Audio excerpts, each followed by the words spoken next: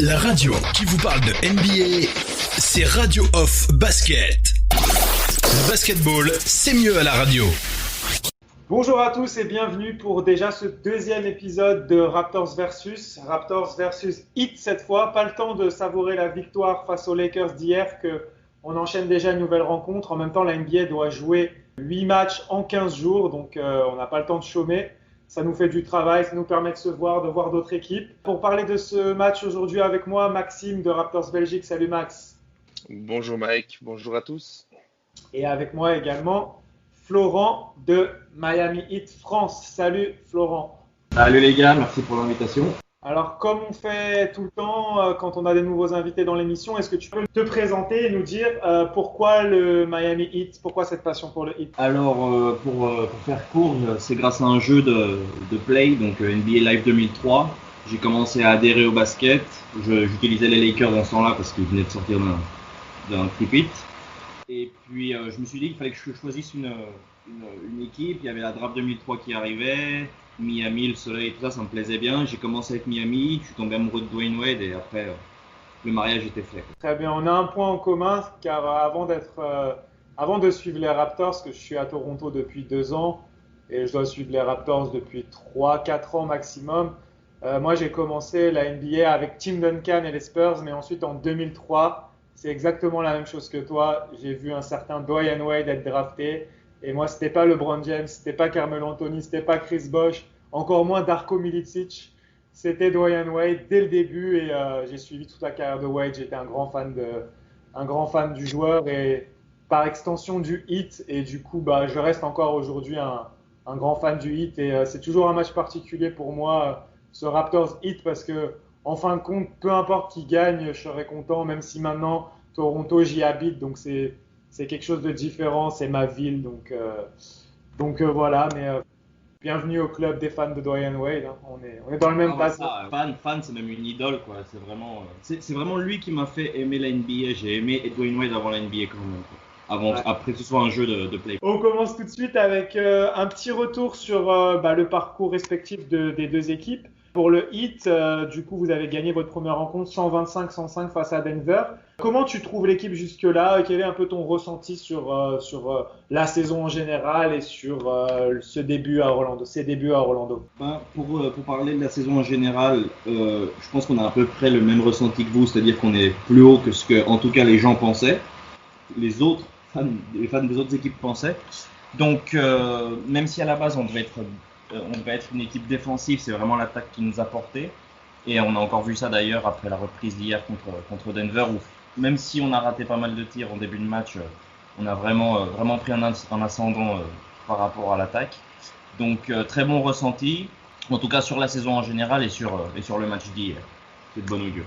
Et toi Max, fais-nous un peu le point sur les Raptors, où est-ce qu'ils en sont après la victoire contre les Lakers?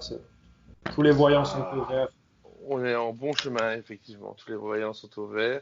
La victoire d'hier était un peu une surprise pour, je pense, pas mal de monde. Et Nick Nurse et l'équipe des Raptors montrent bien que le collectif est toujours présent, qu'on n'a pas perdu le basket, qu'il faudra compter sur nous pour essayer de se battre pour cette deuxième place ou la troisième. Mais c'est bien parti pour la deuxième. Je rebondis là-dessus justement, Florent. Quel est l'objectif du Heat sur cette reprise, sur les 8 matchs? Est-ce que pour toi, la deuxième place est jouable ou est-ce que vous visez plutôt la troisième ou conserver cette quatrième? Alors oui, conserver la quatrième, ça c'est sûr que c'est l'objectif, on va dire minimum. La deuxième, pour nous, je pense que c'est un doux rêve. S'il y a quelque chose à faire, c'est prendre la troisième place à Boston. Après, on sait qu'on a un calendrier extrêmement difficile. La preuve, c'est qu'on va justement affronter Toronto, Boston en back-to-back et ensuite Milwaukee. Donc déjà garder la quatrième place. Même si on est dans une bulle, on veut un peu le home court, c'est-à-dire d'être dans la première partie des équipes qui vont en play-off. Et puis bon, si la troisième place est à prendre et que Boston n'est pas à fond, on prend direct. On en a les capacités en tout cas. Parfait, on enchaîne. Est-ce que tu peux faire un petit point sur l'effectif? Est-ce qu'il y a des blessés, des absents? Alors où on parle, il y a à peu près 1 heure, on a eu une petite alerte que Butler serait en quarantaine pour X ou Y raison, il n'a pas quitté la bulle. On ne sait pas ce qu'il en est. Il est possible que ce soit juste une routine, enfin un test de routine qui a été raté Quand je dis raté, c'est pas qu'il ait été positif, sinon qu'il soit vraiment qu'il l'a pas fait. C'est arrivé avec Porzingis et ils ont dû le mettre une journée en quarantaine, donc on pense que c'est ça. À part ça, grâce aux 3 mois d'arrêt, même plus de 3 mois, on a réussi à récupérer Herro et Léonard. Par contre, Meyers Leonard n'a pas joué hier, donc on ne sait pas trop pourquoi. Mais à part ça, on a l'effectif au complet, en bonne forme, et personne n'a a priori d'amoindri. Même question pour toi, Max. Fais-nous le point un peu sur l'effectif des Raptors. L'effectif, il arrive à sa pleine plénitude. On a eu beaucoup de blessés dans toute la saison, et là, on arrive au meilleur moment avec ces 8 matchs de bulle, plus les playoffs, avec un effectif presque au complet. Il manque juste mon joueur favori, Patrick McCaw, et le jeune Oshae Brissett. Donc on a eu le retour de Gasol en pleine forme. Il doit un petit peu trouver une adresse, parce qu'hier physiquement ça allait, mais au niveau de son adresse à 3 points, c'était pas ça. Mais je pense que ça va vite revenir, en tout cas, parce que physiquement il est affûté. Vu de l'extérieur, par un fan qui n'est pas de Toronto, je pense que le truc qui est le plus admirable de votre saison, c'est en plus avoir fait cette saison avec toujours un blessé. Si c'est pas Lowry, c'est Siakam. Si c'est pas Siakam, c'est un autre. Et ça, franchement, c'est impressionnant que vous ayez réussi à avoir autant de victoires en ayant toujours un blessé. C'est clairement la force des Raptors, de toute façon, et ce qui leur donne une force aussi dans cette bulle, c'est cette capacité d'adaptation qu'a eu Nick Nurse pendant toute la saison. Et du coup, c'est exactement la même chose dans la bulle. Les joueurs doivent s'adapter à un nouvel environnement, des nouvelles routines. Et c'est ça qui rend, je pense, les fans des Raptors optimistes également. C'est que, en fait, s'adapter, on a eu à le faire déjà toute la saison. Donc, on se dit que les joueurs n'auront aucun mal à s'adapter encore à quelque chose de nouveau. Je pense que Max, est d'accord avec moi. Ouais, tout à fait. On a eu tellement d'absence toute la saison. On a eu 2-3 matchs avec l'effectif au complet, c'est quasi sur les 68 qu'on a joué. Donc voilà, on est content que ce soit enfin terminé. On espère que ça va pas repartir sur des blessures au bon moment, même si l'année passée, on gagne aussi grâce au fait qu'on n'a pas eu de blessures, contrairement par exemple à Golden State qui les a enchaînés. On va passer directement dans le vif du sujet maintenant sur la rencontre de demain. Pour toi, Florent, dis-moi un peu quelles sont les clés de la rencontre pour le Heat. Alors je dirais la défense, vu que c'est normalement notre base de toujours, c'est-à-dire le Heat veut toujours avoir une grosse défense. Spoelstra, c'est vraiment un entraîneur qui quoi qu'il est en attaque, il veut qu'il ait une grosse défense. Et c'est pas été toujours le cas cette saison, c'est assez irrégulier. On a même été bien meilleur offensivement que défensivement. Après, ça dépendra aussi de si Butler est là. Et puis c'est savoir défendre aussi le périmètre, parce que en plus avec un joueur en face comme Lowry ou même Van Vliet ou Powell, Nunn, Herro, Dragic, c'est pas des grands défenseurs. Donc d'ailleurs c'est pour ça qu'on a fait venir Iguodala et Crowder.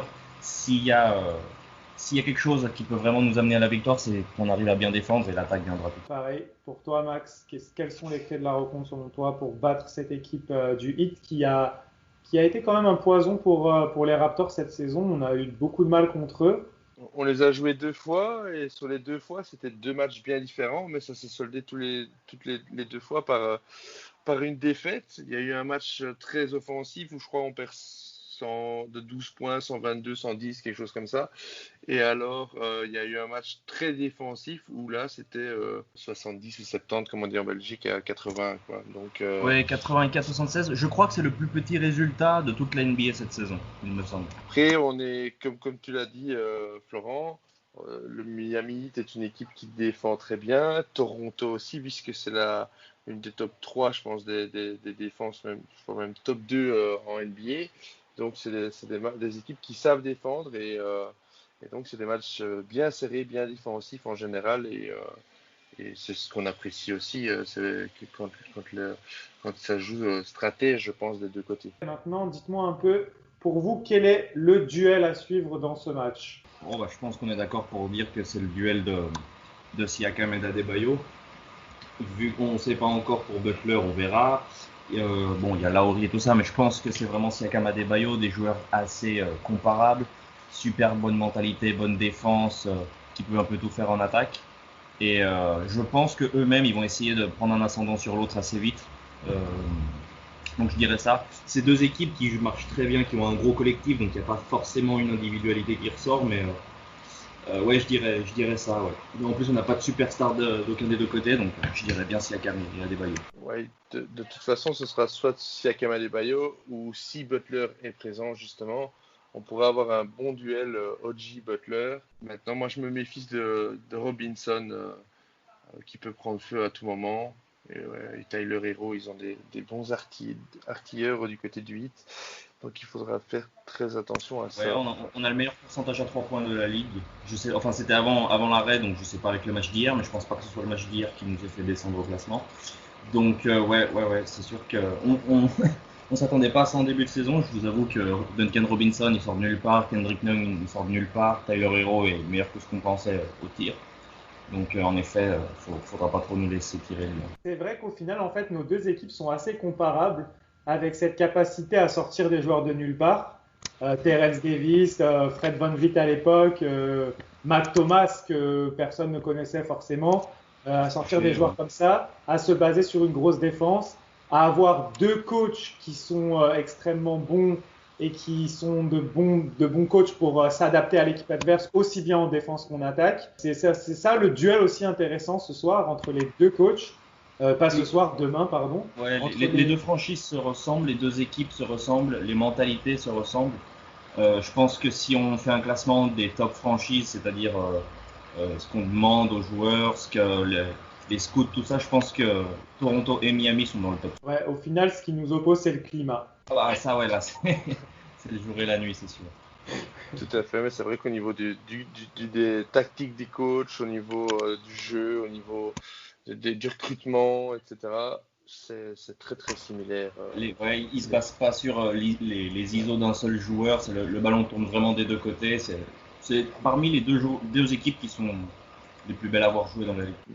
Même au niveau du maillot, c'est sûrement les deux franchises qui ont les plus belles couleurs et les plus beaux maillots. Ouais, franchement, il n'y a pas grand chose à redire. Il n'y a pas grand chose à redire là-dessus, ça c'est sûr. Très bien, on va conclure sur, pour vous, quel pourrait être le facteur X dans votre équipe? On commence avec Florent.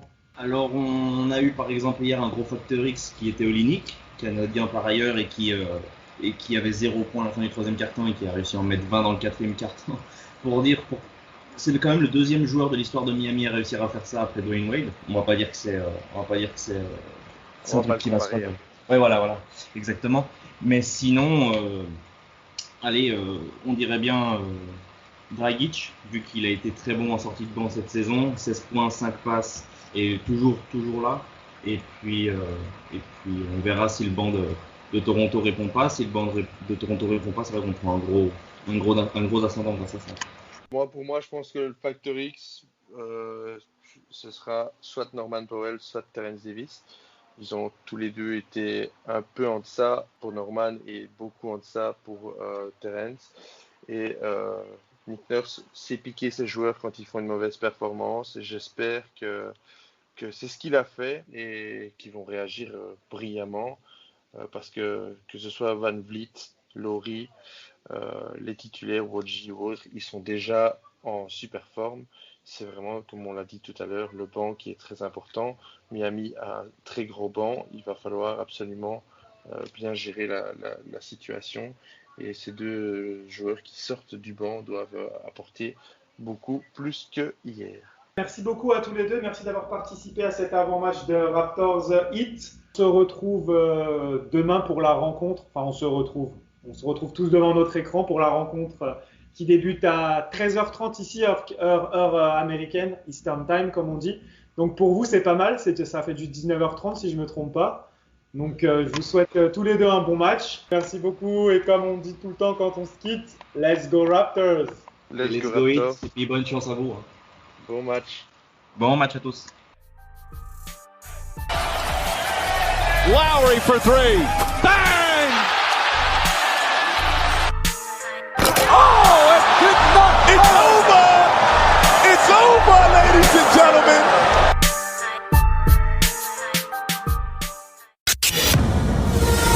La radio qui vous parle de NBA, c'est Radio Off Basket. Le basketball, c'est mieux à la radio.